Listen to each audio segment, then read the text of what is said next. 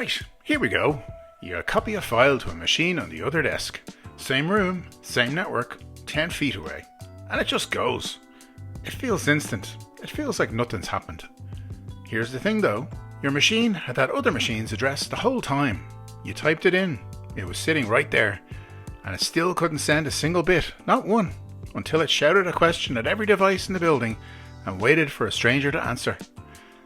That question is 40 odd years old. It has no security whatsoever, and your network cannot start without it. You better strap in, because this is a long one, and it's got extra sharks. Last time we looked at a switch in the cupboard, the box that learns the whole room by eavesdropping. That switch only speaks one language, MAC addresses. Burned in hardware names, but you didn't have to type a MAC address. Practically no one has ever typed a MAC address. You typed an IP address. So here's the gap.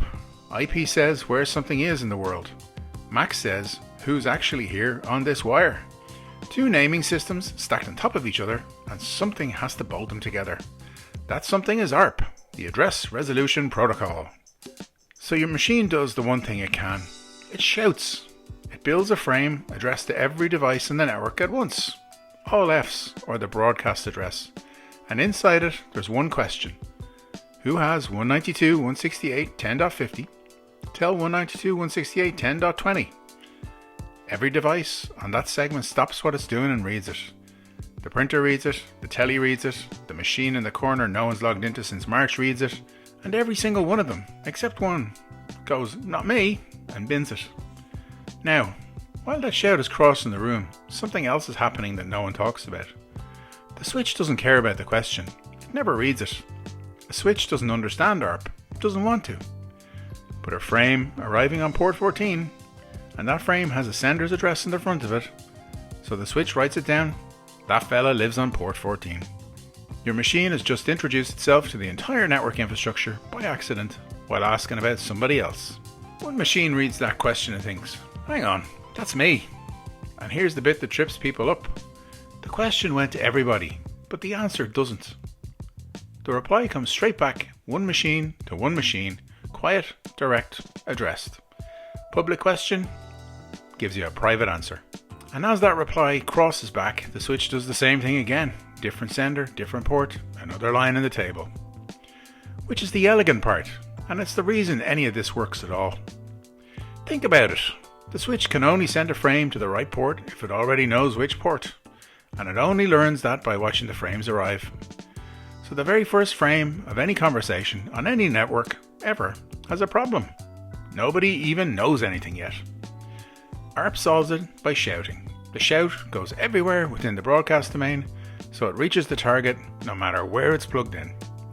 And in going anywhere, it teaches every switch in the way where the asker lives, which is exactly what those switches need in order to deliver the answer precisely without shouting back. The broadcast primes the pump, so the reply doesn't have to. So count what just happened in one short round trip. Your machine learned the other one's hardware address. The other machine learned yours for free, because your question had your own details written on it, and every switch in between learned where both of you live. 4 tables filled, one question. Nobody asked for most of it, but those tables are not the same table. This matters later, so sit with it a second. Your computer keeps a list of IP addresses and the MAC addresses they belong to. That's the ARP cache. ARP-A on your own machine right now will show it to you. The switch keeps something completely different. A list of MAC addresses and which port they're on. That's the MAC address table. It has no idea what an IP address even is. 2 tables, 2 different devices, 2 different jobs, filled by the same exchange, and, we'll come back to this, emptied on completely different schedules. Now the question I get asked more than any other: what happens when the thing you're talking to isn't in the building? A web server in Virginia. What does your machine ARP for then? Nothing, because it can't. ARP is a shout, and that shout only carries as far as the room. There's no shouting to Virginia. So it doesn't ask about Virginia at all. It asks about the router. Who has the gateway? And it sends the packet to the router's hardware address, the router's MAC address, while the packet inside still says Virginia, untouched. That envelope is addressed to the fella at the door. The letter inside is addressed to Virginia, which means your ARP cache only ever contains neighbours, machines on your own segment. That's it. That's the whole guest list. So if you ever look in there and see something that isn't local, hold that thought. We'll come back to it, and you won't like it. That's the model. Now let's stop drawing and look at the actual bytes, because everything from here I captured in the lab this week, and a couple of them surprised me. Here's an ARP request, the whole thing, 28 bytes. Hardware type Ethernet, protocol type IP version 4, 2 length fields, an opcode saying this is a question, then 4 address slots, my hardware address, my IP, the IP I'm asking about, and the hardware address I'm asking about, which is all zeros, because that's the bit I don't know. That's the entire point of sending it. The question, written down as an empty box. 2 packets. Requests go to all Fs, replies come back to one machine. 85 milliseconds in a quiet lab with 3 machines on it. Every single thing you do on a local network waits on that first. And here's the one everyone argues about. I pinged an address that isn't on my network. Watch what my machine asks for. It asks for the gateway, only the gateway. Not one packet in that entire capture mentions the address I was actually trying to reach. But the packet that goes out is addressed to the router's hardware address, with the FAR address still sitting inside it. 2 addresses, 2 jobs, exactly like the envelope. Now look at that request again. There's a source address in the Ethernet header. Who sent this frame? And there's a sender's hardware address inside the ARP message. Who this frame says it's from. 2 separate fields in the same frame. They're supposed to match. Nothing checks. I built a frame where they disagree, put it on the wire, and watched what came back. The reply went to the address in the payload, not the header. The switch had believed one thing, and the receiving machine believed the other. And the answer walked straight to who wrote that field. No signature, no check, no question asked. This is the whole thing about ARP spoofing, in one frame. Different one. Sometimes the machine sends an ARP that answers a question nobody asked. Sender address and target address, both the same. It's not asking, it's announcing. TCP dump doesn't even call it a request. It calls it an announcement, because that's what it is. And crucially, it's a broadcast. Which means one frame updates every machine's cache and every switch port table at the same instant. That's why failover works. A backup router takes over an address, fires one of these, and the entire floor repoints in milliseconds. Without it, everything keeps posting letters to a dead machine until the timers give up. Same family, different manners. Before a machine can claim an address, it can ask whether anyone actually already owns it. But look at the senders field. 0. All zeros.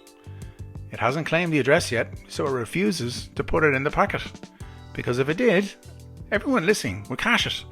And it might be about to find out. It can't have it. It's asking a question without leaving a name. That's RFC 5227. And it's a lovely little bit of manners for a protocol with none. Which brings me to the thing I found by accident. I was capturing something completely unrelated. And there were 2 answers in the trace. Same address, 2 different machines, 8 milliseconds apart, but perfectly confident. And the cache kept the wrong one. That's what a duplicate address actually looks like. Not an error message, not a warning. 2 polite replies and a coin toss. And you're going to get a ticket that says it's intermittent. Right, remember the 2 tables? The one on your PC and the one on the switch? Nothing coordinates them. No standard sets how long either one keeps an entry. RFC 1122 says you must throw stale entries away, eventually, and then declines to say when. So the vendors picked Cisco ARP entries last 4 hours, Cisco switch ports, forget a machine after 5 minutes. Now, put a quiet machine on that network, something that gets talked to but rarely talks. A file server, a printer, a license box. It says nothing for 5 minutes, so the switch forgets which port it's on. But your PC's entry is good for another 3 hours and 55 minutes. So your PC never asks again. It just sends straight to the hardware address the switch no longer recognizes. And a switch that doesn't recognize an address does the only thing it can. It floods it out every port. That frame there was captured on a third machine. Not the sender, not the receiver. A machine that had absolutely nothing to do with the conversation and received it anyway. Nothing's broken, mind. The packet arrives, the ping works, nobody rings the help desk. It's just that every device in that network is now quietly receiving other people's post. And will keep doing it. And the 2 timers responsible were never designed to know the other existed. One more. I asked my router about 3 addresses on a network I've never had a single machine on. Not one. And it answered for all 3. With its own hardware address, as if it were them. That's proxy ARP. It's on by default. It's on your router right now, most likely, and nobody switched it on. Which is worth sitting with for a second, given what we just did with the forged frame. A device answering for an address it doesn't own is either a helpful default or an attack, and there is nothing whatsoever in the packet to tell you which one it is. Because ARP was written in 1982 for a room where everyone was trusted and nothing was added since. There's no authentication in it.